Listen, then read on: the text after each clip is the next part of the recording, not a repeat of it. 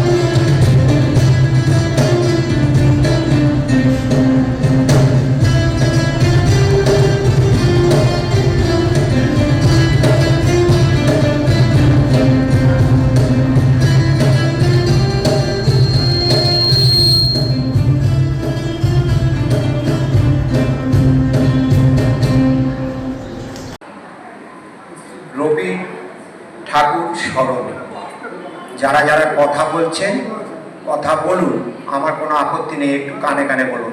আমি এখান থেকে দেখতে পাচ্ছি কেউ কেউ কথা বলছেন, একটু কানে কানে বলুন, অবশ্যই বলবেন, প্রচুর দরকারি কথা আছে। এত আমাদের দরকারি কথা না, নিজের অনুষ্ঠানটার সময় কোনো দরকারি কথা থাকে না, কিছু মনে করবেন না। রবি ঠাকুরের স্মরণে, জীবনে মরণে রবীন্দ্র স্মরণে স্বরলিপির সুরের এই ঝঙ্কার, এসো প্রেম মায়ার কবি বরসে হরসে, এসো বারবার। উত্তপ্ত ধরণী 25শে বৈশাখে কবি তোমার মহান আবির্ভাব। 22শে শ্রাবণ বাড়ি ধারায় তুমি নেই, তবুও তো আছো এখানে, নেই পরিতাপ। গানের মালা গেঁথেছেন শিল্পী কত, অন্তর ভরা আছে কত সুরতা। আমাদের গুরু জয়ন্ত দার হোক জয়, তার কাছে কৃতজ্ঞ সকলে চিরকাল। তার শিক্ষা শিল্পীর নেই কোনো জাত, গানের সাথে নেই কোনো অজুহাত। অভ্যাগত ছাত্র ছাত্রীরা ফুলের কুসুম, আসুন সকলে মেলাই হাতে হাত। তোমাদের ভালোবাসায় আছি আমি, কবিতা লেখাই আমার বড় কাজ। রবি ঠাকুরে জানাই প্রণাম, মঞ্চ থেকে বিদায় নিলাম আজ। ধন্যবাদ।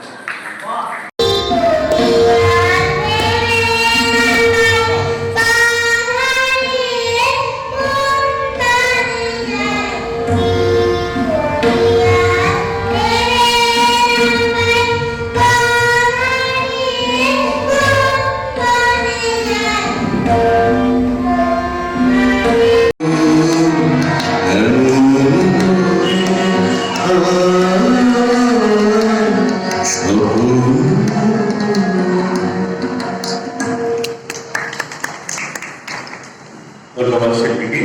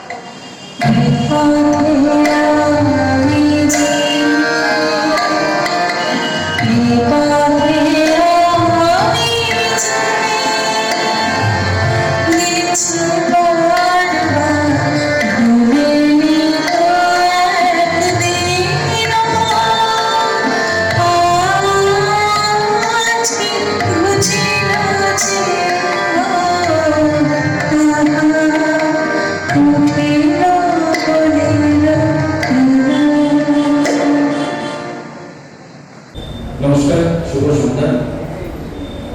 আপনারা জানা আমাকে ইউটিউব চ্যানেলটা ভালো করে জানেন, গান জানি না, কিন্তু জয়ন্তদার খুব আবদার এবং নির্দেশ সেইটুকু পালন করার একটা চেষ্টা করছি। যেটুকু ভুল হবে দয়া করে ক্ষমা করে দেবেন।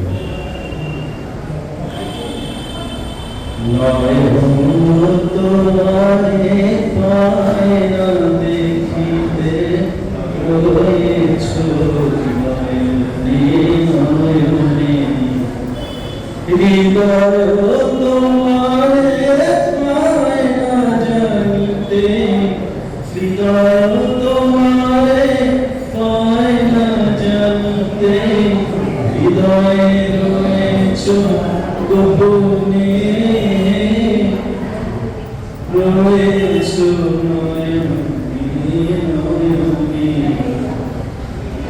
বাসনার বসে মনয়া বিরত, ধায় দর্শ দিশে পাগলের মতো। বাসনার বসে মনয়া বিরত, ধায় দর্শ দিশে পাগলের মতো। স্থির রাখি তুমি মরণে সতত জাগিছ শয়নে স্বপনে রয়েছ নয়নে নয়নে সবাই ছেড়েছে নাই যায় কেহ তুমি আছো তার আছে তব স্নেহ সবাই ছেড়েছে নাই যায় কেহ তুমি আছো তাই আছে তব স্নেহ নিরাশ্রয় জানো পথ যার গেহ সেও আছে তব ভবনে রয়েছ নয়নে নয়নে। বাড়ি ফিরিয়া গিয়া নবদ্বীপের মা রামকানাইকে লইয়া পড়িলেন। রামকানাই অনেকক্ষণ চুপ করিয়া সহ্য করিলেন, অবশেষে কাতর স্বরে কহিলেন, আচ্ছা আচ্ছা, আমার অপরাধ কি বলতো? হ্যাঁ, আমি তো আর দাদা নই। তুমি বড় ভালো মানুষ না, তুমি কিচ্ছুটি বোঝোনি। দাদা বললেন দেখো, ভাই অমনি লিখে গেলে তোমরা সবাই সমান, তুমিও সময়কালে ওই কীর্তি করবে বলে বসে আছো।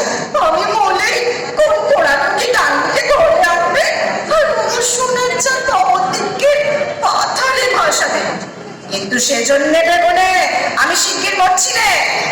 রামকানাই নিশ্চয় জানিতেন, যদি এই সকল উৎকট কাল্পনিক আশঙ্কা নিবারণ উদ্দেশ্যে ইহার তিল মাত্র প্রতিবাদ করেন, তবে হিতে বিপরীত হইবে। এই ভয়ে অপরাধীর মতো চুপ করিয়া রহিলেন।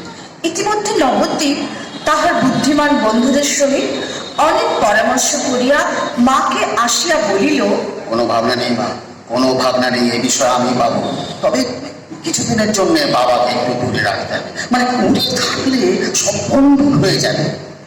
অল্প দিনের মধ্যে বরদা সুন্দরী এবং নবদ্বীপ চন্দ্র পরস্পরের নামে উইল জালের অভিযোগ করিয়া আদালতে গিয়া উপস্থিত হইল।